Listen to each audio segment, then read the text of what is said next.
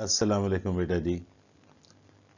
आपके matric class का सबसे आसान चैप्टर है जिसे अटेम्प्ट करना चाहिए, लेकिन अगर इसकी प्रैक्टिस नहीं है तो आपने सेक्शन सी में आने वाले इस क्वेश्चन को नहीं अटेम्प्ट करना, पहले अटेम्प्ट कर लीजिएगा। आपको इस चैप्टर में सिर्फ एक ही एक्सरसाइज करनी है और उस एक्सरसाइज में आपको ट्राइंगल बनानी है। यहाँ एक कन्फ्यूजन आएगी कि एट अ टाइम दो ट्राइंगल्स बन सकती हैं या ट्राइंगल नहीं भी बन सकती। इस केस को आपने अच्छी तरह से स्टडी कर लेना है। तो आइए पहले हम इसके एमसीक्यूज देखते हैं और साथ साथ अपने कॉन्सेप्ट्स को रिवाइज करते हैं। याद रखिएगा, इसके ज़्यादातर एमसीक्यूज आपके सिलेबस में नहीं हैं, वो मैं आपको बताता जाऊंगा, लेकिन फिर भी मैं सॉल्व करवाता जाऊंगा। तो बिस्मिल्लाह कीजिएगा। फिर हम गलती करें, शुरू में हमें बिस्मिल्लाह करनी चाहिए थी। औज़ुबिल्लाहि मिनश्शैतानिर्रजीम, बिस्मिल्लाहिर्रहमानिर्रहीम। आदत हो गई है, अल्लाह ताला माफ़ करे। चलिए बेटा चैप्टर के एमसीक्यूज करते हैं। पहला एमसीक्यू है the point of concurrency of the medians of triangle is called. देखो ट्राइंगल की, ये आपका ट्राइंगल है। ट्राइंगल के एक वर्टेक्स से अपोजिट साइड के मिड पॉइंट को जोड़ने वाली लाइन को मीडियन कहते हैं। इस तरह सेकंड वर्टेक्स से अपोजिट साइड को जोड़ने वाली, अपोजिट साइड के मिड पॉइंट को जोड़ने वाली लाइन को हम क्या कहेंगे? मीडियन कहेंगे। अब तीसरे वर्टेक्स से अगर आप मीडियन ड्रा करेंगे तो यकीनन ये मीडियन भी एक पॉइंट से गुजरेगा। इस पॉइंट को पॉइंट ऑफ कंकरेंसी कहते हैं। और मीडियंस के पॉइंट ऑफ कंकरेंसी को क्या कहते हैं? याद रखिएगा, ये रेड होने वाला है जनाब, इसको सेंट्रॉइड कहते हैं।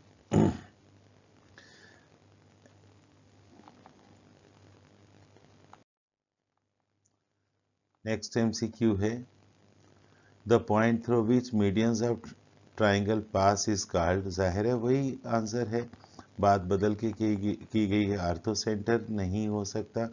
आर्थो सेंटर तो point of concurrency of altitudes of triangle है। एल्टीट्यूड्स ट्राइंगल अगर आप बनाते हैं तो एक वर्टेक्स से अपोजिट साइड पर परपेंडिकुलर गिराइए, इस वर्टेक्स से भी परपेंडिकुलर गिराइए, इस वर्टेक्स से भी परपेंडिकुलर गिराइए। देखिए ये परपेंडिकुलर मैंने सही नहीं ड्रा किया, ये एक ही पॉइंट पर इंटरसेक्ट करने चाहिए और इनके पॉइंट ऑफ कंकरेंसी को आर्थो सेंटर कहते हैं। सरकम सेंटर तो आप जानते हैं कि अगर किसी सर्कल को आप ड्रा करते हैं, टेढ़ा मेढ़ा कर रहा हूँ, और वो तीनों किसी ट्राइंगल के तीनों वर्टाइसेस को टच करता है तो इसको हम, इस सेंटर को हम सरकम सेंटर कहेंगे। यहाँ पर आपके पास ये निशान बन जाएगा। तो सेंट्रॉइड ऑफ ट्राइंगल आपके पास करेक्ट आंसर है। इन सेंटर क्या होता है? याद रखिएगा, अगर सर्कल किसी ट्राइंगल के अंदर बनता हो और ट्राइंगल उस सर्कल को की तीनों साइड्स उसको टच कर रही हो, तो ऐसी सूरत में ये जो सेंटर होगा ये इन सेंटर कहलाएगा। सर्कल का सेंटर है ये। तो इन सेंटर क्या होता है? अगर ट्राइंगल किसी सर्कल, ट्राइंगल की तीनों साइड्स किसी सर्कल को एक्सटर्नली टच कर रही हो तो सर्कल का सेंटर इन सेंटर होगा। सरकम सेंटर क्या होता है? अगर सर्कल किसी ट्राइंगल के तीनों वर्टाइसिस को, ये तीनों वर्टाइसिस हैं, टच करता हुआ बने तो इस तरह इस सर्कल के सेंटर को सरकम सेंटर कहेंगे। और अगर ट्राइंगल के तीन एल्टीट्यूड गिराए रहे, एल्टीट्यूड का मतलब है कि एक वर्टेक्स से अपोजिट साइड पर परपेंडिकुलर गिराना है, दूसरे वर्टेक्स से भी परपेंडिकुलर गिराना है, तीसरे वर्टेक्स से भी परपेंडिकुलर गिराना है। ये तीनों परपेंडिकुलर्स जो गिरे हैं साइड्स पर, इन्हें एल्टीट्यूड्स का नाम दिया जाता है और इनके पॉइंट ऑफ कंकरेंसी को आर्थो सेंटर कहते हैं। तो आपका इस में जो करेक्ट आंसर है वो है सेंट्राइड। सेंट्राइड क्या है? Point of concurrency of the medians. A circle which pass through all the three vertices of triangle is called the circumcircle। Circumscribed circle कहा गया है, ठीक है। सर्कम सेंटर तो सेंटर होता है ना, सर्कम रेडियस तो सर्कमस्क्राइब्ड सर्कल का रेडियस होगा। और इंस्क्राइब्ड सर्कल तो आप जानते हैं कि अगर ट्राइंगल किसी सर्कल को, ट्राइंगल की तीनों साइड्स किसी सर्कल को एक्सटर्नली टच करती हैं तो ऐसे सर्कल के सेंटर को इन सेंटर या इंस्क्राइब्ड सेंटर कहेंगे और ये सर्कल कहलाएगा इंस्क्राइब्ड सर्कल। तो करेक्ट आंसर आपके पास क्या आया? Circumscribed circle. ये आपके सिलेबस में नहीं है। मैं क्यों करवा रहा हूँ? ज़ाहिर है ये मेरा लेक्चर तो अगले सालों में भी रहेगा, तो सारे बच्चों को काम आएगा। If two circles of radii 5 centimetre, अगर दो सर्कल सेम रेडियस के हों 5 सेंटीमीटर और दूसरा भी 5 सेंटीमीटर, और ये दोनों आपस में टच कर रहे हों, touch externally, then the distance between their centres will be 5 + 5 कितना हुआ? 10 सेंटीमीटर। तो आपका आंसर करेक्ट क्या होगा? 10 सेंटीमीटर। देखिए रेड हुआ।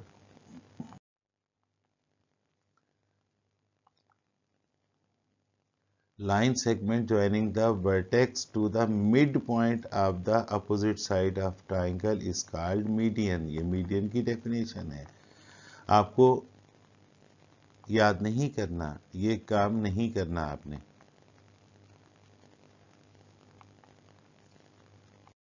इस चैप्टर से MCQs बहुत कम आएंगे। A circle which touches all the sides of a triangle is called, जाहिर है ट्राइंगल की तीनों साइड्स को, सॉरी अ सर्कल जो है विच touch all the sides of triangle, गलत नहीं कहा, सर्कल ट्राइंगल की साइड्स को टच करेगा, ये साइड्स हैं ट्राइंगल की, सर्कल साइड्स को टच करा है तो ये सर्कल कहलाएगा इंस्क्राइब्ड सर्कल, और इसके सेंटर को इन सर्कल कहेंगे। तो inscribed circle is the correct answer. Ascribed circle क्या होता है जरूरत नहीं है फिलहाल आपको, लेकिन नॉलेज तो चाहिए ना। नेक्स्ट है the line touching at a point of circle is called tangent. याद रखिएगा सर्कल को टच करने वाली लाइन टेंजेंट कहलाती है, टेंजेंट।